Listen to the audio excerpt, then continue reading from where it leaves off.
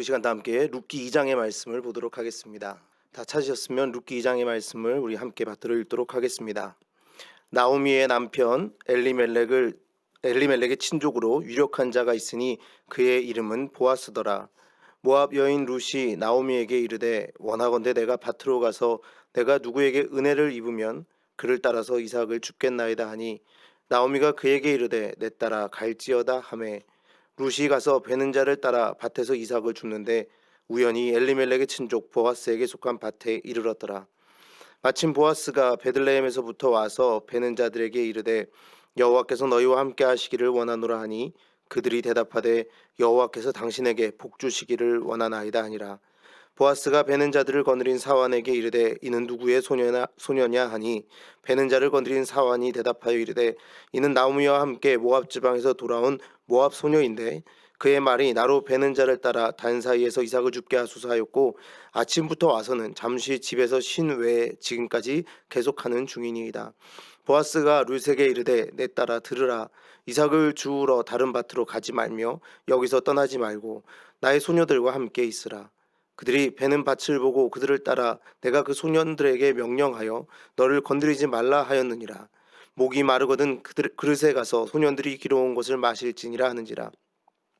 룻이 엎드려 얼굴을 땅에 대고 절하며 그에게 이르되 나는 이방 여인이거늘 당신이 어찌하여 내게 은혜를 베푸시며 나를 돌보시나이까 하니 보아스가 그에게 대답하여 이르되 내 남편이 죽은 후로 내가 시어머니에게 행한 모든 것과 내 부모와 고국을 떠나 전에 알지 못하던 백성에게로 온 일이 내게 분명히 알려졌느니라. 여호와께서 내가 행한 일에 보답하시기를 원하며 이스라엘 하나님 여호와께서 그의 날개 아래에 보호를 받으러 온 내게 온전한 상 주시기를 원하노라 하는지라. 룻이 이르되 내 주여 내가 당신께 은혜 입기를 원하나이다. 나는 당신의 하녀 중에 하나와도 같지 못하오나 당신이 이 하녀를 위로하시고 마음을 기쁘게 하는 말씀을 하셨나이다 하니라. 식사할 때에 보아스가 룻에게 이르되 이리로 와서 떡을 먹으며 네 떡 조각을 초에 찍으라 하므로 룻이 곡식 빼는 자 곁에 앉으니 그가 볶은 곡식을 주매 룻이 배불리 먹고 남았더라. 룻이 이삭을 주우러 일어날 때에 보아스가 자기 소년들에게 명령하여 이르되 그에게 곡식 단 사이에서 죽게 하고 책망하지 말며 또 그를 위하여 곡식 다발에서 조금씩 뽑아버려서 그에게 줍게 하고 꾸짖지 말라 하니라. 룻이 밭에서 저녁까지 줍고 그 주운 것을 떠니 보리가 한 에밥쯤 되는지라. 그것을 가지고 성읍에 들어가서 시어머니에게 그 주운 것을 보이고 그가 배불리 먹고 남긴 것을 내어 시어머니에게 드리매 시어머니가 그에게 이르되 오늘 어디서 주었느냐 어디서 일을 하였느냐 너를 돌본 자에게 복이 있기를 원하노라 하니 룻이 누구에게 일했는지를 시어머니에게 알게 하여 이르되 오늘 일하게 한 사람의 이름은 보아스니이다 하는지라. 나오미가 자기 며느리에게 이르되 그가 여호와로부터 복받기를 원하노라. 그가 살아있는 자와 죽은 자에게 은혜 베풀기를 그치지 아니하도다 하고 나오미가 또 그에게 이르되 그 사람은 우리와 가까우니 우리 기업 물을 자 중에 하나이니라 하니라. 모함 여인 룻이 이르되 그가 내게 또 이르기를 내 추수를 다 마치기까지 너는 내 소년들에게 가까이 있으라 하더이다 하니 나오미가 며느리 룻에게 이르되 내 딸아 너는 그의 소년들과 함께 나가고 다른 밭에서 사람들을 만나지 아니하는 것이 좋으니라 하는지라. 이에 룻이 보아스의 소녀들에게 가까이 있어서 보리 추수와 밀 추수를 마치기까지 이삭을 주우며 그의 시어머니와 함께 거주하니라. 아멘. 하나님의 은혜와 평화가 오늘 수요 예배의 자리로 나오신 모든 성도님들과 함께 하시기를 간절히 바랍니다. 룻기 2장을 시작하면서 1장의 마지막 절을 함께 보면서 시작하도록 하겠습니다. 룻기 1장의 마지막 절 22절은 이렇게 기록되어 있습니다. 나오미가 모압 지방에서 그의 며느리 모압 여인 룻과 함께 돌아왔는데 그들이 보리 추수 시작할 때에 베들레헴에 이르렀더라. 그러면서 2장의 시작은 이렇게 됩니다. 나오미의 남편 엘리멜렉의 친족으로 유력한 자가 있으니 그의 이름은 보아스더라. 바로 친족 중에 유력한 사람이 있는데 은혜를 입고자 나간 룻이 우연히 그의 밭에 도착했다라고 2장은 시작하고 있죠. 뿐만 아니라 4절은 마침 그때에 보아스가 베들레헴으로부터 돌아와서 그 자리에 도착했다라고 이야기합니다. 모압에서 돌아왔더니 때마침 그때가 보리 추수할 시기였고 아무것도 가진 게 없어 살 길이 막막한 상황 속에서 그래도 살아보려고 나간 길에 우연히 친족인 보아스의 밭에 도착했으며 마침 보아스도 그곳에 도착했다라고 성경은 이야기하고 있는 것입니다. 룻의 인생은 마치 우연의 연속인 것처럼 보입니다. 그런데 이 우연이라는 말은 성경 다른 곳에서 사용되는 기회나 행운을 뜻하는 우연이라는 말과는 조금 다른 단어를 사용합니다. 물론 한글 성경으로 읽었을 때는 같은 우연이지만 일반적인 우연을 이야기하는 단어와 다르게 오직 전도서와 이곳에서만 사용되는 이 우연이라는 단어는 운명이 일어난다, 갑자기 덮친다라는 단어로 번역되는 단어입니다. 룻이 보아스의 밭에 도착한 것은 행운, 기회 이런 것이 아니라는 것입니다. 그의 삶에 갑자기 운명이 덮쳐왔다라고 이야기하는 것이죠. 이것은 어떤 운명을, 어느 운명을 이야기하는 것일까요? 우리 모두가 룻기를 읽으면서 아는 것이 있습니다. 나오미와 룻이 자기 백성을 돌보신다는 소문을 듣고 모압 땅을 떠나 하나님의 땅 베들레헴으로 돌아오기로 결정한 그때 하나님이 이미 일하기 시작하셨다라는 겁니다. 갑자기 떠난 길이 보리 추수 시작할 때 베들레헴에 이르렀고 살 길을 찾고자 나선 길이 우연히 보아스의 밭에 도착했다. 무심한 듯 기록하고 있는 이 성경의 말씀은 나오미와 룻이 하나님께 돌아오기로 결단한 그 길을 하나님께서 함께하고 계시다라는 것을 알려주고 있습니다. 이 진리를 잠언은 우리에게 이렇게 알려줍니다. 잠언 16장 9절의 말씀을 보면 사람이 마음으로 자기의 길을 계획할지라도 그의 걸음을 인도하신 이는 여호와시니라. 여호와 하나님께서는 하나님을 신뢰하고 따르고 있는 이들을 위하여 일하시고 하나님의 운명이 그 삶을 덮어오는 것입니다. 하나님께서 만들어주시는 운명. 그러나 물론 이 운명이라는 말이 그냥 되는 대로 그러니 그 운명에 맡겨서 살아가라 라고 말하는 것은 아닙니다. 보아스의 사환이 룻에 대해 설명한 말씀을 한번 보도록 하겠습니다. 7절 말씀에 보면 이렇게 기록되어 있습니다. 그의 말이 나로 베는 자를 따라 단 사이에서 이삭을 죽게 하소서 하였고 아침부터 와서는 잠시 집에서 쉰 외에 지금까지 계속 하는 중이니이다. 좋은 기회가 나를 찾아왔구나. 나의 삶에 행운이 찾아왔구나. 이렇게 살아가는 것이 아니라 그에게 주어진 시간과 공간 속에서 열심을 다하고 있습니다. 이 룻이 열심히 이렇게 하는 이유는 무엇입니까? 그것은 바로 하나님 앞에서 한 약속 때문입니다. 하나님 앞에서 어머니께 한 약속을 지키기 위해서 룻은 이렇게 애쓰고 있는 것입니다. 이것이 우리 그리스도인들이 말하는 바로 청지기 의식입니다. 하나님의 인도하심을 받는 이들은 바로 이런 자세로, 이런 마음으로 살아가야 하는 것입니다. 우연히, 어쩌다 보니. 때로 저는 이런 이야기를 했던 적이 있습니다. 내가 왜 캐나다에 왔을까? 내가 왜 캐나다에 오게 되었을까? 때로는 가족들이 아픈 모습을 보며 한국과 너무 다른 상황들을 보며 왜 나는 지금 여기에 있는 것일까? 반문했던 적이 있습니다. 그러나 우리는 그런 질문을 하는 사람들이 아니라 이렇게 해야 합니다.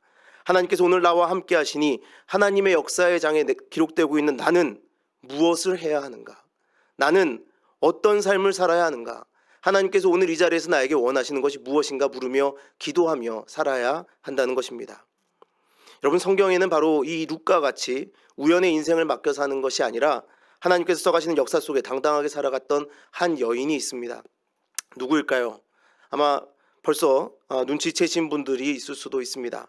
이 여인을 보기 위해서는 그런데 먼저 한 사람을 짚고 지나가야 합니다. 그 자리에 마치 우연처럼 나타난 보아스에 대해서 먼저 보아야 합니다.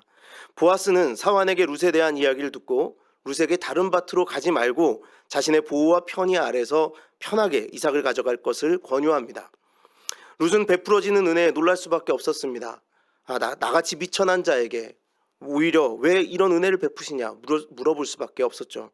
보아스는 그 질문에 이렇게 대답합니다. 12절입니다. 여호와께서 네가 행한 일에 보답하시기를 원하며 이스라엘의 하나님 여호와께서 그의 날개 아래에 보호를 받으러 온 내게 온전한 상 주시기를 원하노라 하는지라. 룻이 누리고 있는 이 은혜, 지금 룻이 누리고 있는 이 운명, 이것은 하나님께로부터 온 것이다 라고 보아스는 이야기하고 있는 것이죠. 하나님의 보호 아래 네가 거하게 될 것이고 나는 대리인으로서 그 은혜를 베풀고 있다라고 보아스는 고백하고 있는 것입니다. 이 당시 이방 여인이라 함은 그 어떤 학대를 당한다 하더라도 어디에 가서 도움을 요청할 수가 없었습니다. 오직 그의 남편이나 가족으로부터만 보호를 기대할 수 있었는데 룻에게는 그의 남편이 없었고 그를 보호해줄 가족 중에 힘 있는 사람이 없었습니다. 그러나 보아스는 그와 상관없이 하나님의 은혜를 그 손을 통하여 대신하여 이 이방 여인에게 지금 베풀고 있었습니다. 하나님이 너의 보호자 되시니 안심하라. 하나님께서 너에게 은혜를 베풀고 계시니 안심하라 라며 그 여인에게 자신의 손을 빌어 하나님의 은혜를 대신 베풀어주고 있는 것이죠. 욕심에 의한 불순종으로 우상을 섬기게 된 사사시대, 하나님을 모르는 세대가 룻기의 시대적 특징이라고 말씀드렸습니다. 하나님이 왕이신 것을 모른 채 자기 원하는 대로 하던 시대였습니다. 고아와 과부와 나그네를 선대하라는 명령 따위는 그들에게 더 이상 의미 없는 법이었습니다. 오직 내 배를 채우라, 내 자손만 잘되게 하라, 내 가족만 배불려라가 그 시대의 사상이었습니다. 그런데 보아스는 그렇지 않았습니다. 여전히 하나님의 법을 따르는 사람이었고 하나님의 나라가 이루어지길 꿈꾸며 살던 사람이었습니다. 그럼 보아스는 룻에게 왜 그렇게 했을까요? 왜 그는 하나님의 은혜를 베풀고 싶어 했을까요?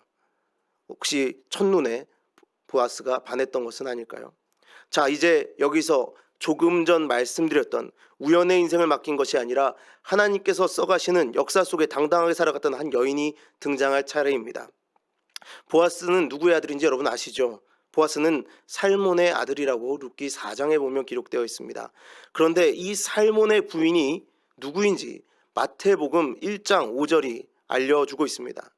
마태복음 1장 5절에는 살몬은 라합에게서 보아스를 낳고 보아스는 룻에게서 오벳을 낳고 오벳은 이새를 낳고 보아스는 바로 라합의 아들인 것입니다. 여러분, 라합은 어떤 사람입니까? 이 여인은 이스라엘이 본다면 이방인이고 직업으로는 기생이었던 사람입니다. 이 여인은 모든 삶의 터전에서 쫓겨나 땅끝에서 살아야 했던 이름도 없던 한 사람입니다. 이방인이자 여인이요 기생이었던 라합, 그저 돈을 주고 부리는 물건 같은 존재, 남의 욕망이나 채워주는 존재일 뿐입니다. 그런데 성경은 분명히 이 여인의 뛰어난 지혜와 용기가 여리고에 들어갔던 정탐꾼들을 살려놓으라고 기록하고 있습니다. 하나님의 역사의 주체였음을 성경은 기록하고 있습니다. 혹시 라합을 잘 모르시는 분이 있다면 여호수아 21장을 한번 읽어보시기 바랍니다. 바로 이 하나님에 대한 소식을 듣고 하나님을 경외하는 마음을 가지니 새로운 세상을 여는 통로로 사용된 사람, 이 여인이 보아스의 어머니였다는 겁니다. 이것은 놀라운 일입니다. 하나님께서는 사람이 가진 무엇으로도 그를 판단하지 않으시고 오직 하나님을 향한 마음만을 보신다는 것을 라합이 증거했기 때문이죠. 이 당시 여리고의 신은 풍요와 안전을 보장하는 신이었습니다. 그래서 이 당시 사람들에겐 풍요로움이 복을 받는 것이었습니다. 풍요롭지 못한 것은 저주받은 것이고 소외된 자들도 저주받은 것이고 아픈 자들도 저주받은 것이었습니다. 그들의 신은 항상 그렇게 이야기했습니다. 룻기의 시대와 같습니다. 그러나 여호와 하나님은 달랐죠. 그 존재가 어떠하든지 그가 하나님을 경외하는 마음이 있다면 그것으로 충분했습니다. 모든 존재를 사랑하시어 모든 존재의 구원을 위하여 그의 아들 예수 그리스도를 이 땅에 보내주신 분, 그분이 우리의 하나님 아니십니까? 하나님을 경외하는 사람에게는 새로운 세상이 보입니다. 그래서 라합은 새로운 세상이 오는 것을 두려워하지 않았고 하나님께서 이루어 가시는 세상만이 구원임을 믿었습니다. 보아스는 라합을 보며 무엇을 배웠겠습니까? 보아스는 어머니의 삶을 통해 보았습니다. 하나님을 믿는 것, 그분께 삶을 맡기는 것, 그것만이 참 자유와 구원을 얻을 수 있는 것은 말입니다. 어머니로부터 배운 그 신앙에 그래서 보아스는 그의 삶을 겁니다. 보아스는 여호와의 법을 따르기를 즐거워합니다. 어머니로부터 배운 하나님께서 원하시는 일에 순종했을 때 쓰여지는 역사를 보아왔기 때문입니다. 그래서 그는 지금 그 시대를 지배하고 있는 잘못된 신앙 습관에 동조하지 않고 여호와의 법에 따라 행하는 것을 당연하게 여기고 있는 것입니다. 뿐만 아닙니다. 이방인 여인이 이스라엘에서 살아가는 모습을 보며 어머니의 모습을 보아스는 보았을 것입니다.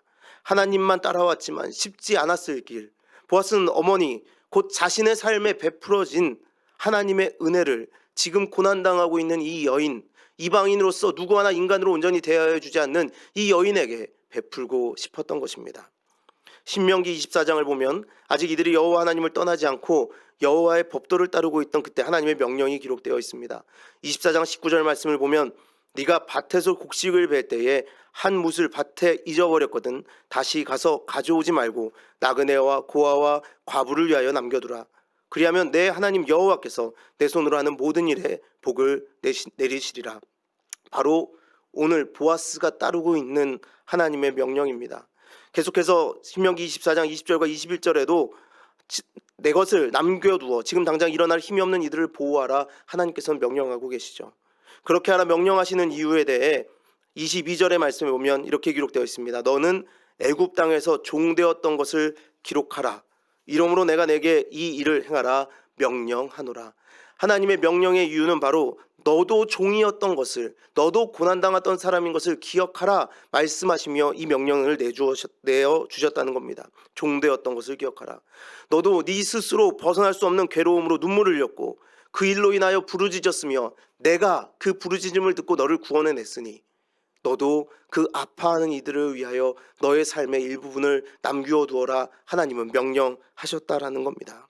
너도 네가 잘나서 아니라 오직 하나님의 능력으로 자유롭게 되었음을 잊지 말아라 경고하며 명령을 하신 거죠. 라합의 아들인 보아스는 어머니로부터 그 신앙의 유산을 이어받은 자입니다. 자신이 바로 그 아파했던 사람이며 은혜로 구원받았음을 언제나 기억하는 사람이었습니다. 타인의 아픔을 함께 아파하고 함께 웃고 함께 우는 사람. 여러분, 이런 삶이 바로 신앙인의 삶인 줄 믿습니다. 우리도 영원히 죽을 백성이었습니다. 아무 공로 없이 예수님으로 인하여 새로운 생명 얻은 자들입니다. 사망의 노예였으나 생명을 내어주신 예수 그리스도로 구원받았으니 여러분, 우리도 모든 사람을 사랑하고 그들을 위하여 십자가를 져야 하지 않겠습니까? 그래서 인자가 양과 염소를 구분하실 때 어떻게 하신다고 성경은 기록합니까? 마태복음 25장 35절과 36절은 이렇게 이야기합니다. 내가 줄일 때에 너희가 먹을 것을 주었고 목마를 때에 마시게 하였고 나그네 되었을 때에 영접하였고 헐벗을 때에 옷을 입혔고 병들었을 때에 돌보았고 옥에 갇혔을 때에 와서 보았느니라. 이어서 말씀하시기를 40절 말씀에 임금이 대답하여 이르시되 내가 진실로 너희에게 이르노니 너희가 여기 내 형제 중에 지극히 작은 자 하나에게 한 것이 곧 내게 한 것이니라 하시고, 여러분, 바로 이것이 은혜 입은 자의 삶인 줄 믿습니다. 보아스가 지금 이 시대에 살았다면 어떻게 했을까요? 믿지 않는 사람은 운에 기대어 살아도 됩니다. 믿지 않는 사람은, 아직 하나님의 은혜를 모르는 사람은 은혜 베풀지 않고 살아도 됩니다. 십자가의 그 공로로 예수 그리스도의 공로로 구원받지 않은 사람들은 자기 마음에 내키는 대로 욕심조차 살아도 됩니다. 그러나 믿는 이들은, 이미 은혜를 경험한 이들은 그렇게 하면 안 됩니다. 우리를 위하여 십자가를 지신 예수님과 동행하는 하나님 나라를 사는 우리는 보아스와 같이 시대와 달라야 한다는 것입니다. 보아스는 하나님 나라 백성이라면 어떻게 살아야 하는지 아는 사람이었습니다. 하나님 나라에 있어야 할 것과 없어야 할 것을 구분할 줄 아는 사람이었죠. 여러분은 어떻게 살아야 할지, 무엇이 여러분의 인생에 있어야 할지, 무엇이 없어야 할지 아십니까? 하나님 나라에 있어야 할 것과 없어야 할 것, 그것은 무엇입니까? 하나님 나라에 있어야 할 것이 고작 귀한 보석, 고작 큰 집은 아니지 않겠습니까? 여러분, 이 답을 여러분의 인생에 내어보시며 하나님께 기도하여 응답 얻으시길 바랍니다. 희망을 포기하게 만들고 하나님의 평안이 아닌 세상에 주는 평안에 무릎 꿇게 만드는 참소하는 자의 목소리를 듣는 것이 아니라 우리를 위하여 목숨 내어주신 부활의 첫 열매 되신 예수 그리스도의 목소리를 듣는 우리가 되기를 간절히 바랍니다. 약한 이들을 향해 너희의 존재가 무슨 가치가 있어? 아이가, 여자가, 노인이, 가난한 자가 무슨 힘이 있어? 그냥 흘러가는 대로 살아 라고 말하는 그 어두운 목소리는 이제 거절하시고 모든 이가 하나님의 피조물이며 우리가 그들을 사랑해야 한다라는 하나님의 음성을 들으시기 바랍니다. 라합은 포기하지 않았습니다. 룻은 포기하지 않았습니다. 라합의 아들이었던 보아스는 결코 포기하지 않았습니다. 그리고 하나님은 그 인생들을 그분의 역사에 하나하나 기록해 나가셨습니다. 오늘 말씀을 보면 하나님은 등장하지 않으시는 것처럼 보입니다. 마치 하나님의 부재 속에서 이 일들이 일어나는 것 같습니다. 그러나 그 시간 그 장소에 하나님께서 계셨음을 우리는 알고 우리는 믿습니다.